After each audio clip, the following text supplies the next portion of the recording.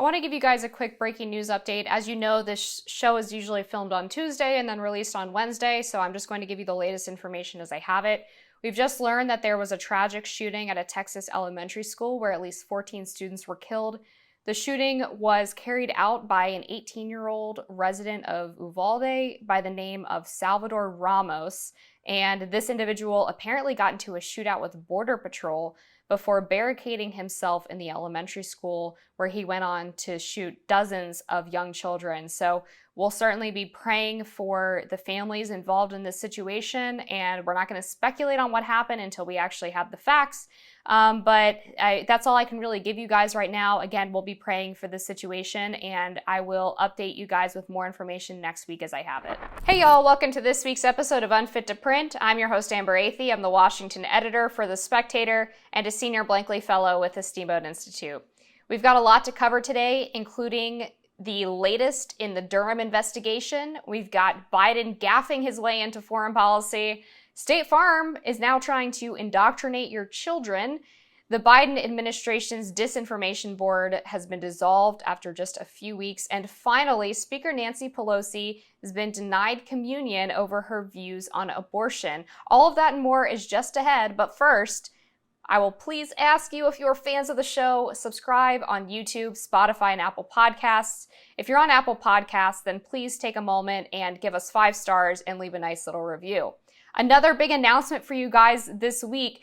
Subscriptions are live starting Monday. So if you've been subscribed on amberathey.supercast.com, you are going to be getting that premium content that we've promised you. And in addition, we now have a tiered subscriber system. So if you go to amberathey.supercast.com and you pay $10 a month, you are going to get everything you get now, the free show that we post on YouTube. So we're going to be adding additional content every Saturday. And you also get a monthly or bi-monthly guest interview. We're going to have all-star guests on this program starting this month. Really excited about that. Now, if you'd like to be on the second tier, which is just $20 a month, you get all of the above. You get the show, you get the extra content on Saturdays on YouTube, you get the guest interview, and you get an extra segment that nobody else has access to. I'll be covering a totally separate topic, and you guys get to watch that for just $20 a month. And finally, if you would like to be part of the third tier, you can have a yearly subscription for just $100 for the entire year. It's actually 20% less than if you were to buy a monthly membership. And not only do you get, again, the show, you get the guest interviews, you get the extra segment, and you also get exclusive access to a monthly Ask Me Anything, as well as your name shouted out on the podcast. So lots of great reasons to subscribe, not only just for the premium content, but because this show is totally independent. We do not have any corporate backing. We're not partnered with anybody. Nobody's giving me a paycheck to do this. This is a project that I'm doing because I love to bring you guys the latest commentary and news the best way that I know how. So if you like the show, if you would like me to keep doing the show, I would really, really appreciate it if you guys would consider becoming paid subscribers, because you're the ones who help us keep the lights on. So thanks for all of your support. And with that, we are going to get right into this week's program.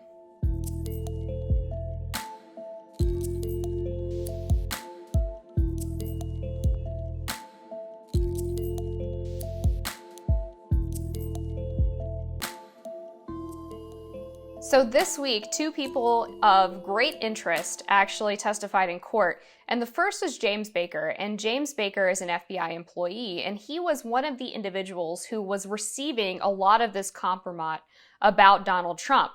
One individual that he actually met with who gave him an allegation that Trump was involved with the Russian bank Alpha Bank was Michael Sussman. And Michael Sussman is a lawyer with Perkins Coie.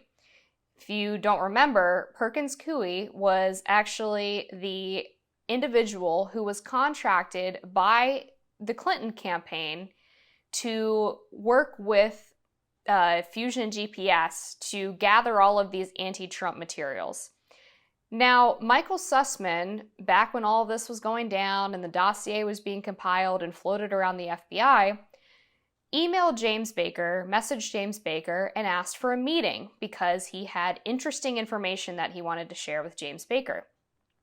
But Michael Sussman did not tell James Baker that he was wanting this meeting on behalf of a client. He told him that he wasn't representing anybody, he just had something that was of interest to the FBI and he was worried about national security. So James Baker, thinking that this guy has stumbled across something, potentially damaging to national security, says that he will take the meeting. James Baker testifies this week that he would not have taken that meeting if he knew that Michael Sussman was representing a client. Well, it turns out Michael Sussman was representing a client. He was representing Hillary Clinton. And the messages between him and James Baker seem pretty clear that Michael Sussman lied to the FBI about not having a client in order to get this information into the hands of the FBI and launch an investigation into Trump.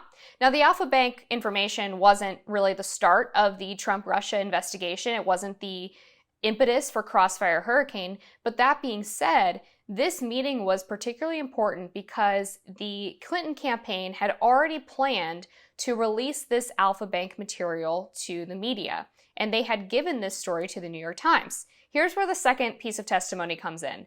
Robbie Mook, who was a top Clinton campaign manager, testified that Hillary Clinton herself approved this information being leaked to the media. This information was bogus. That's the problem. It wasn't accurate. So she personally approved that her campaign leak a false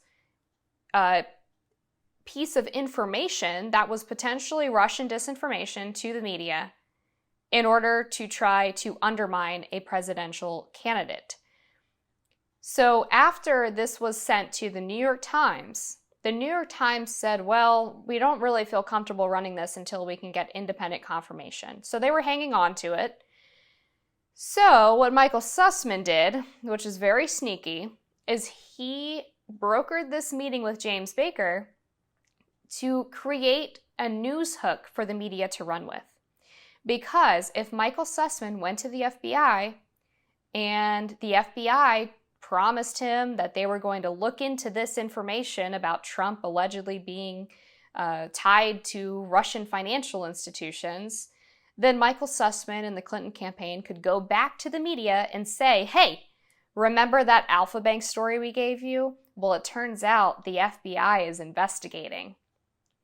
And then the media can run the story without independent verification because the new angle is not Donald Trump did this, it's the FBI is investigating whether or not Trump did this. And interestingly enough, this tactic was used multiple times during this entire Russia collusion narrative. This is actually how the dossier itself first made its way into the media landscape.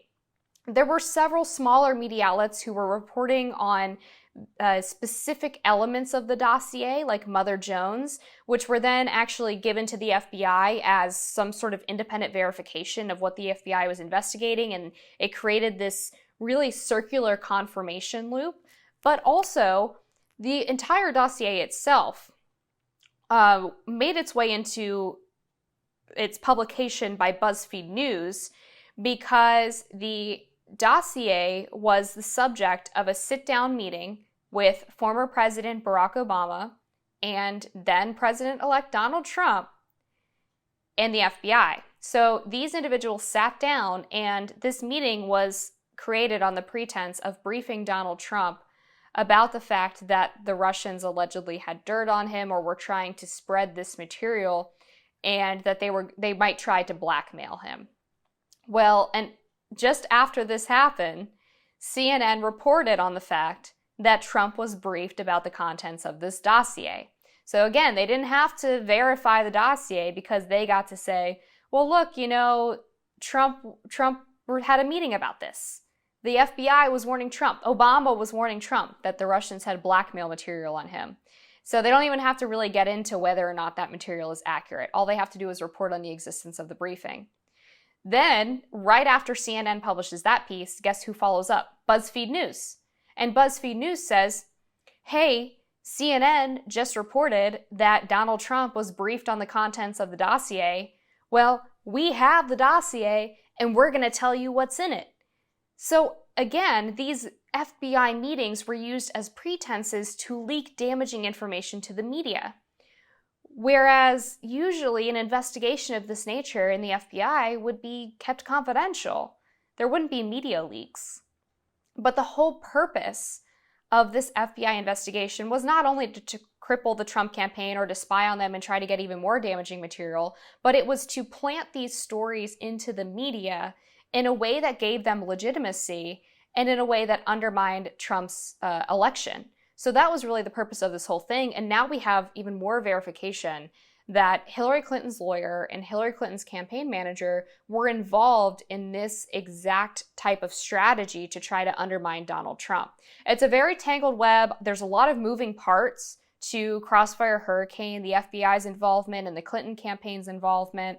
But this is the latest news. The latest news is that Hillary Clinton's lawyer almost certainly lied to the FBI, and Hillary Clinton herself was approving some of these leaks to the media. So this really goes straight to the top, and we're going to keep an eye on what else develops, but this is a pretty big bombshell, and we're going to be bringing you guys every update of the Durham investigation as we get it. Biden made a major gaffe this week that really reminds us why his mental issues are such a big problem. I mean, obviously it's already an issue that the leader of the free world, the president of the United States, the commander-in-chief, does not seem to exactly have his wits about him, but it's in situations like this where you really see the danger of what happens when you put someone in that office that is not capable of having mental clarity. And in this case, it was actually the second time that Biden made this particular mistake. So back in October, Biden was at a CNN town hall, and he vowed that he was going to protect Taiwan.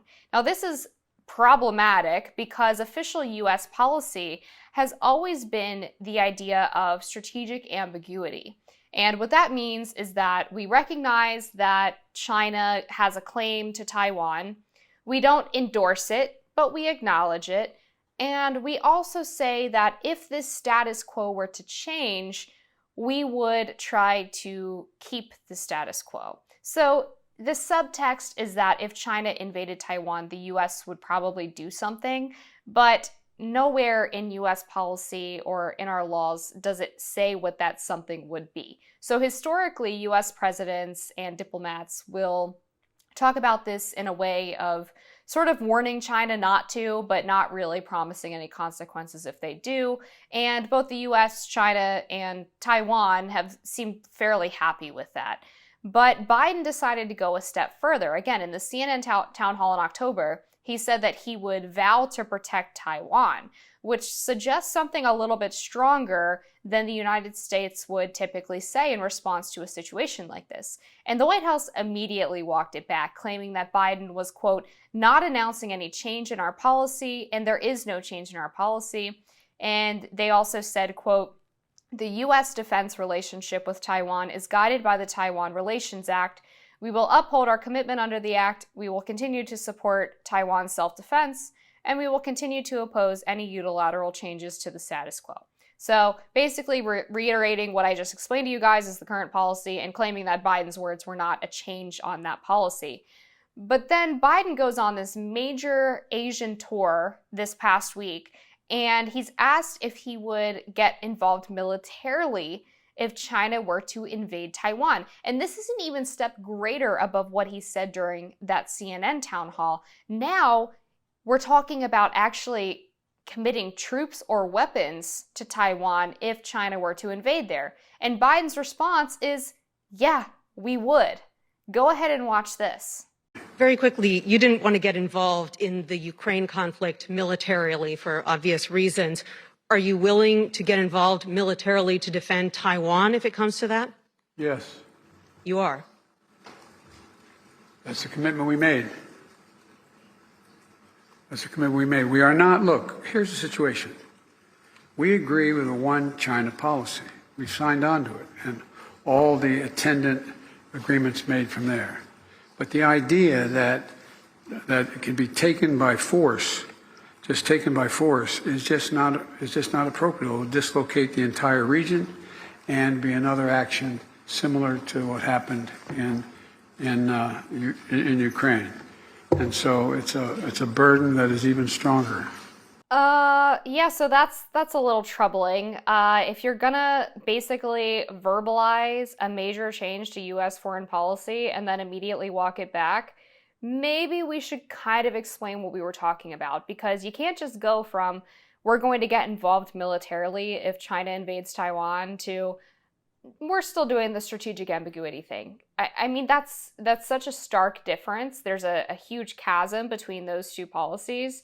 And Biden is out in Asia just speaking off the cuff, throwing out new foreign policy ideas that clearly the White House is not on board with. Clearly he hasn't workshopped it with anybody. He's just, his old brain is just coming up with new ideas on the fly. And this is a huge problem. I mean, this type of waffling is not only going to provoke China, but it's also going to show them that they're weak. I mean, if our own leader can't express proper US foreign policy on the world stage, I wouldn't blame them for thinking that we're not prepared to defend ourselves or our allies. And I'm pretty sure that nobody wants to get into a war with China right now. And yet Biden's just like, yeah, I dare you, China, go mess with Taiwan. We're going to send our troops in. Like, what is this guy thinking?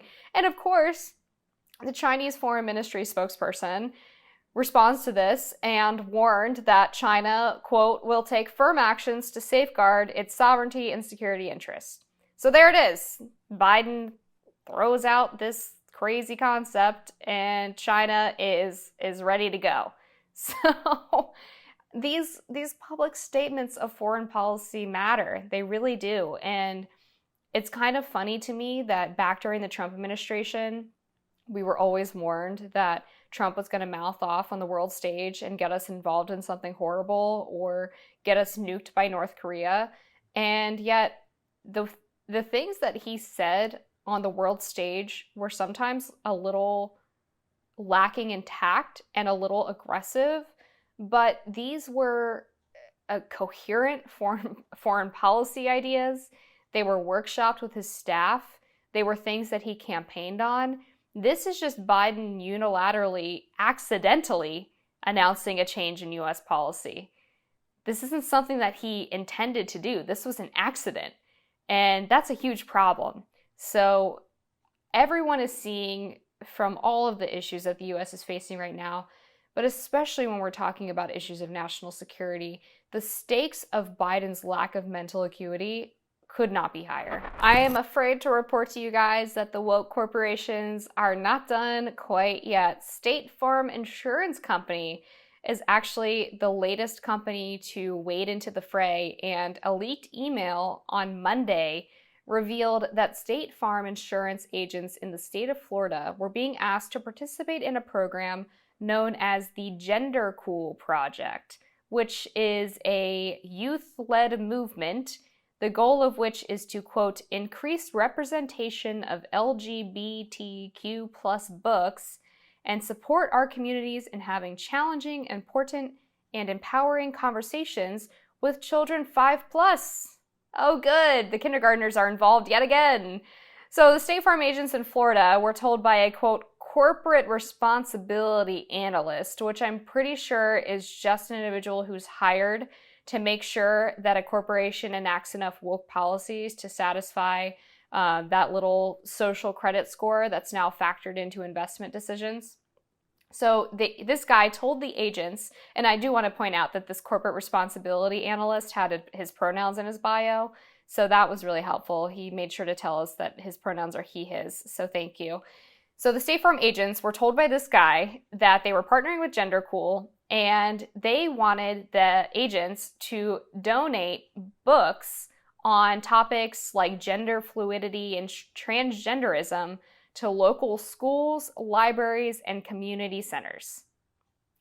So these books, which are telling children that I guess they can be transgender or non-binary or queer or whatever, they were going to kids as young as 5 years old.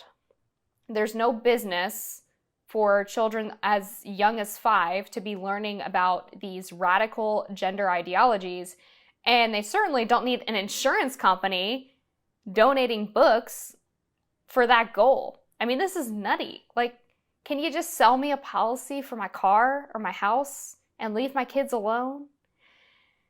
I feel obligated to do a riff on the State Farm slogan here. As you guys know, I got fired for riffing on the UPS slogan, so this is kind of a necessity. I now go in on the State Farm slogan, but the State Farm slogan, as everyone knows, is like a good neighbor, State Farm is there. But I don't think it counts as being a good neighbor to encourage young people to have identity crises, to mutilate their genitals, to take puberty blockers and chemically castrate themselves, or any of the above. I don't think it's being a good neighbor to try to indoctrinate children into being a certain identity because it's trendy or because it's woke or because it's suddenly bigoted to be just a cisgender straight person. This is not cool. And people quickly jumped on this, as they rightfully should, and told State Farm what's up. Because conservatives generally are not good at boycotts, but when you come for our kids, we're not about that. That's when we start to lose it, right? Is when you come after the kids. So the email quickly spread around social media. It was shared by conservative activists and media people, and State Farm started getting a bunch of requests for comment from the media, and they also started getting angry emails from customers who were like, what the hell are you guys doing? Why are you trying to get my 5-year-old to read a book about genderqueer stuff?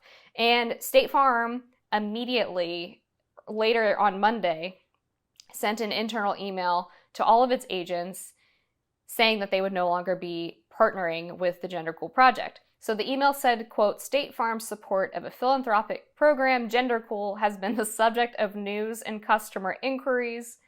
Conversations about gender and identity should happen at home with parents. Amen. This is what we're trying to tell you guys. And then they said, we will no longer support that program. I mean, that's good news, but they should have released a statement publicly rather than just internally like a bunch of cowards. And I also want to know, what other programs are these guys supporting?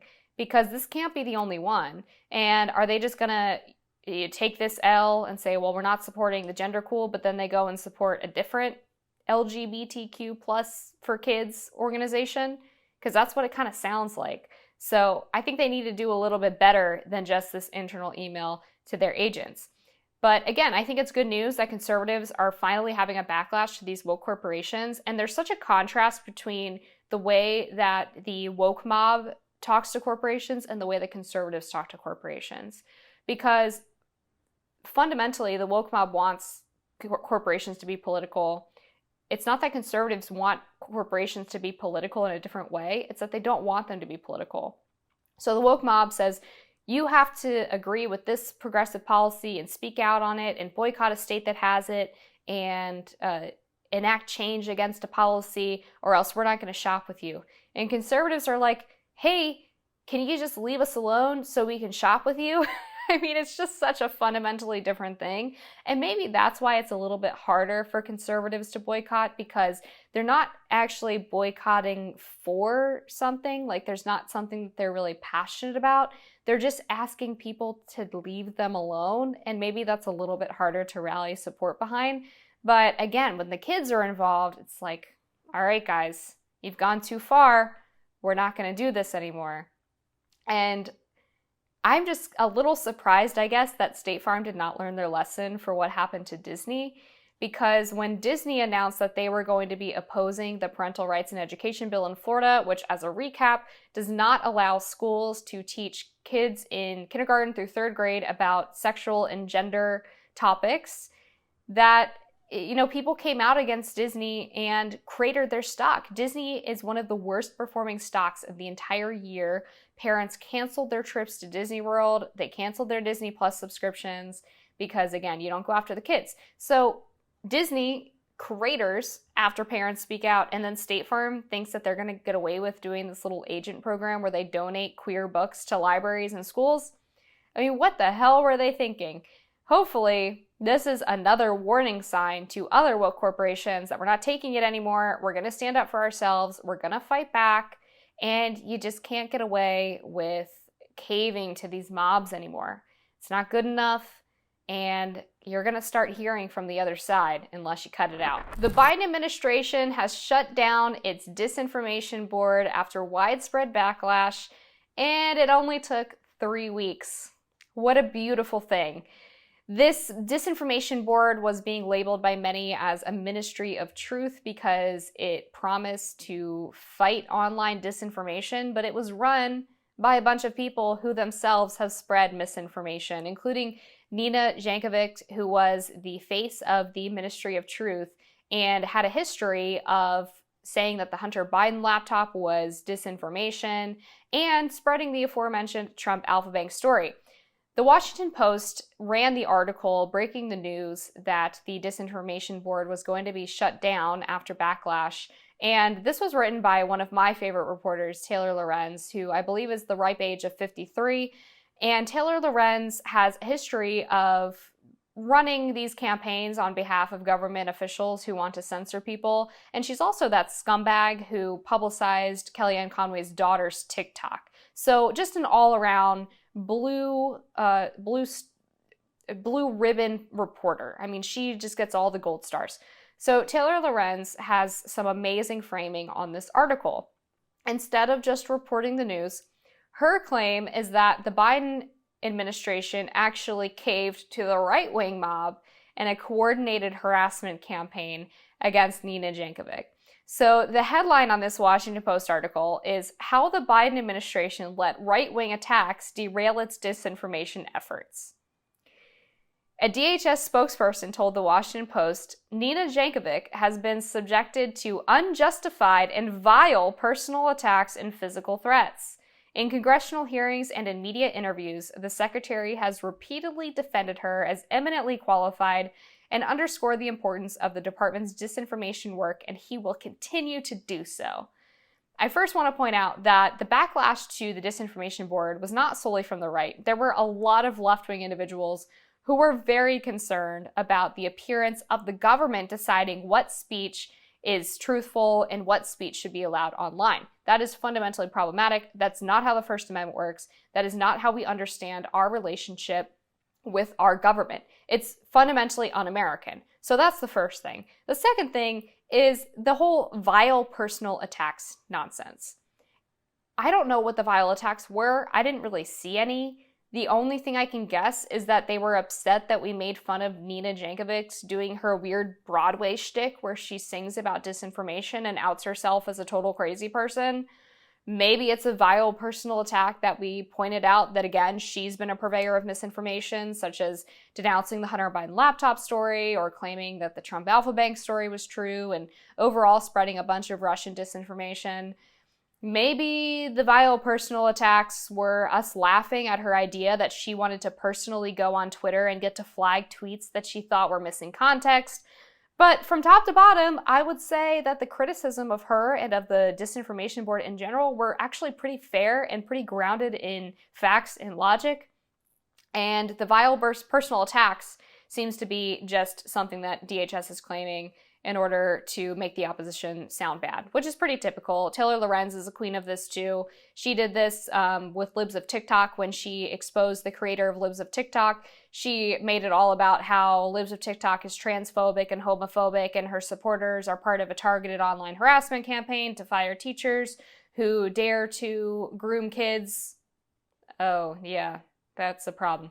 So Taylor Lorenz in this case again claims that there was a coordinated campaign to take down the disinformation board and Nina Jankowicz, but she doesn't do any reporting on how this coordinated campaign actually works or who was a part of it. And that's just bad journalism. If you're going to claim that there's this cynical effort among right-wingers to organize to take down the disinformation board, then you should probably cite their secret meetings around the campfire or their internal Slack messages or literally any of the tactics that they use to try to shut down this board. The truth is that this is all projection because Taylor Lorenz is a huge part of coordinated harassment campaigns. She was a part of one at the New York Times to try to get that Tom Cotton op-ed removed from publication and to get the editors responsible for it fired. She was part of some of the mean Slack chats that bullied Barry Weiss and Maggie Haberman. and also repeatedly trashed the New York Times on her way to the Washington Post. So she's actually really good at coordinated online harassment campaigns using Slack channels and social media. So I guess she assumes that that's what right-wingers do too. But actually what happens is conservatives see something that they don't like, and then we tweet about it all by ourselves because we all have brains and we can figure out things and criticize things without having our neighbors tell us to do so. The upshot of this is that the left and the elites don't want you to use satire or mockery to make fun of them because they know it's a really effective tool to fight back against authoritarianism and government overreach. Satire is really, really powerful for people who don't otherwise have access to political power. They don't want you to be able to laugh at them or use comedy or make jokes or talk about how Nina Jankovic looks like a nutbag in her little Broadway video, because that undermines the very important, serious people making policy that they're supposed to be. And God forbid we do that. But 3 cheers for the Biden Disinformation Board losing steam and being shuttered. This is absolutely great news for free speech and for freedom everywhere. All right, guys, I am not a big fan of Catholic shaming because I am by no means a perfect Catholic.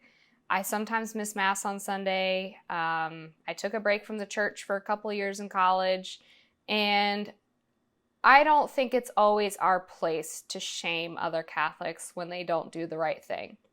That being said, if you're someone who is a public-facing figure who publicly identifies as being Catholic, and you are openly flouting church teaching and are unapologetic about it, then hell yeah, I'm going to call you out. One of these individuals is Speaker Nancy Pelosi. Joe Biden's another one, but we'll talk about him another time. Speaker Nancy Pelosi supports abortion and recently was in support of this Democratic bill to allow abortion to be legal up until the moment of birth. Really, really radical bill. And Nancy Pelosi has been pro-choice, as they call it. I call it pro-abortion for her entire career. And it's finally apparently caught up with her with the Catholic Church, which says that abortion is a grave mortal sin. And the church obviously views this as homicide. So Nancy Pelosi, for a long time, has just been going to Mass and getting communion. And the Catholic Church's Archbishop in San Francisco finally put a stop to this. He is the Archbishop for Nancy Pelosi's home diocese, and he said, quote, "After numerous attempts to speak with her to help her understand the grave evil she is perpetrating, the scandal she is causing, and the danger to her own soul she is risking, I have determined that the point has come in which I must make a public declaration that she is not to be admitted to Holy Communion unless and until she publicly repudiates her support for abortion rights and confess and receive absolution for her cooperation in this evil in the sacrament of penance."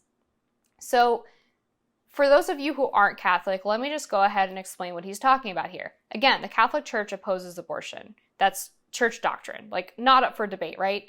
Pope Francis, who is one of the most liberal popes probably ever, has been on record stating that abortion is homicide. It is the killing of an innocent life, and therefore it is unacceptable, and it is, again, a great evil.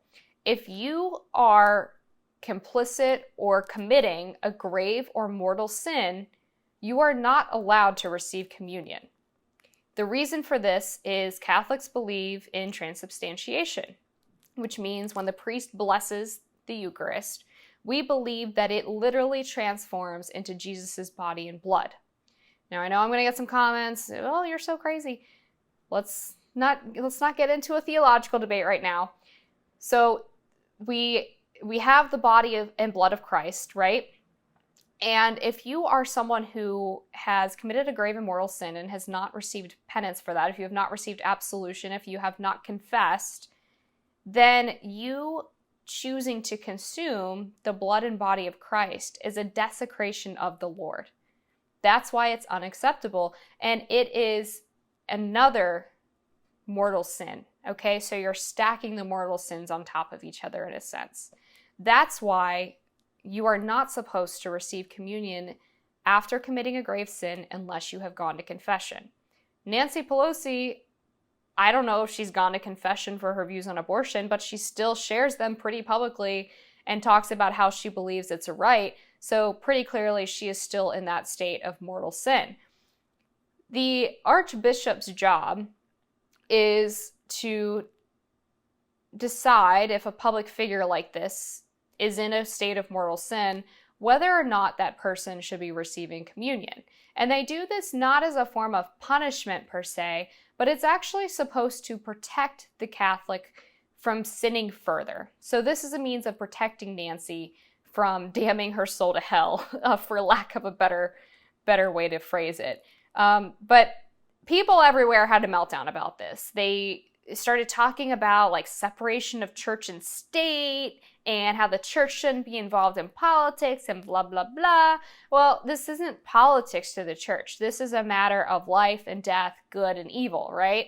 And it is very much the church's job to make sure that the individuals in its parishes, in its dioceses, are abiding by Catholic teachings, or not only abiding by Catholic teachings, but accepting them. Like, she doesn't even accept basic Catholic teachings, right? So my favorite media, I guess, segment that happened after the Archbishop announced this move to ban Nancy Pelosi from communion was actually on The View. And I know a lot of you guys probably don't watch The View except for the few crazy clips that get shared on social media. But I used to be a media reporter, and so I watched The View probably every day, 5 days a week, and got to watch the not as crazy political debates, and it's all equally mind-numbingly stupid. But this was one of the worst segments that I have ever seen, because you have these, 4 or 5 women at the table. It seems like only one of them, Sunny Houston, is a Catholic, but they all just have no problem opining on Catholic faith and Catholic doctrine and what this means for Nancy Pelosi and what the church should do. And there's so much ignorance in this segment that it's mind-blowing. It's like almost impressive how much ignorance there is in this segment. So I'm going to just stop there. I'm going to let you guys listen to what Whoopi Goldberg had to say, because she was the absolute worst on the entire panel. And listen to what she says about the Archbishop's authority here. Here we go. The abortion rights battle is starting to blur the lines between church and state. The Archbishop of San Francisco is calling for Speaker Nancy Pelosi to be denied receiving communion because of her pro-choice stance. He's one of the priests who also called for President Biden to be denied sacrament. This is not your job, dude. That is not up to you to make that decision. So she starts by saying it's not his job. Ma'am, it is quite literally his job. Again, archbishops, bishops have authority over the diocese that they oversee. They are delegated that authority, and it is very much in his role to say, you're in a state of mortal sin, you don't get to receive communion. That's how this works. Then she goes on to talk about how communion and receiving the Eucharist is for sinners too. I don't know like where she's reading this in the catechism or what she's getting this from, or if she just made this up on the spot, but listen to this. What is the point of communion, right? It's for sinners. It's for sinners. It's the reward of saints, but the bread of sinners. How dare you? How dare you? That is, if Pope Francis says that that's the issue. But see, y'all are going against Pope Francis, so you have your own issues about what's right and wrong in your church. I mean, I guess, like, yes, technically it's true that sinners, receive Eucharist, and sinners are in the Catholic Church. We all sin. That's just a fact of life. And part of Catholicism is, redemption for your sins, absolution for your sins, confessing your sins. But the Catechism is pretty clear about who can and cannot receive the Eucharist. And I'm just going to read you guys this section to show you how wrong Whoopi is. Anyone who is aware of having committed a mortal sin must not receive Holy Communion, even if he experiences deep contrition without having first received sacramental absolution, unless he has a grave reason for receiving communion and there is no possibility of going to confession. So there it is. If you have, again, committed a mortal sin or are complicit in a mortal sin, you have to go to confession and receive absolution before you go and get communion. And I also want to point out at this moment that going to confession just to receive absolution, if you don't in your heart believe that what you did was wrong and you fully intend to keep doing it, then that doesn't count, right? Like, you have to go into it with the mindset and the belief and the faith that you are actually going to change your behavior or attempt to change your behavior, and that what you did was wrong and you really are sorry for it. So if Nancy Pelosi goes and gets confession and then is like, well, tomorrow I'm going to sign a pro-choice bill, and then goes up and gets communion, like, no, you're still sinning, right? That's not good enough. Interestingly enough, Nancy Pelosi is, I guess, just ignoring the Archbishop. So she went to Mass in DC the day after this broke, and sure enough, there is a video of her going up to receive the communion. More importantly than Nancy Pelosi flouting this to go get communion yesterday is she actually released a statement to challenge the denial of communion from this archbishop. So her response to this was, quote, "I wonder about the death penalty, which I'm opposed to. So is the church, but they take no actions against people who may not share their view." So now she is actively trying to debate church leaders on church doctrine and their implementation of it. I mean, it doesn't take a genius to know that that's not how Catholicism works, right? You don't get to just walk up to a priest or an archbishop and say, your interpretation of this is wrong and you're a hypocrite. Like, that's kind of blasphemy in and of itself, and it is crazy to me that she would ever think that that was an appropriate way to handle this situation. Just very, very mind-blowing. But gosh, I really have come to expect nothing less from our political leaders. I mentioned Joe Biden earlier. His whole thing is like how he's a huge devout Catholic, but then he just supports abortion now and apparently wants federal funding for abortions. So every time you ask him what his view on abortion is, they say, oh, well, he's personally pro-life because he's a devout Catholic, but he doesn't believe he gets to decide for anybody else. And it's one of the stupidest line of arguments for abortion, because it's the moral equivalent of saying, well, if you don't like murder, then just don't murder anybody. It's really that simple. Like, come on, let's not be that dumb, right? But they are. They really are that dumb. That's it for this week's episode of Unfit to Print. If you guys haven't already, please, again, subscribe on YouTube, Spotify, and Apple Podcasts. On Apple Podcasts, give us 5 stars, leave a little review. And I just also want to remind you that the premium tiered content is launching next week. So $10 a month, $20 a month, $100 a year. It's a tiered system. You can go on amberathey.supercast.com to look at the details for all the different tiers, and please consider supporting the show. We would really, really appreciate it. And until then, we will see you next week.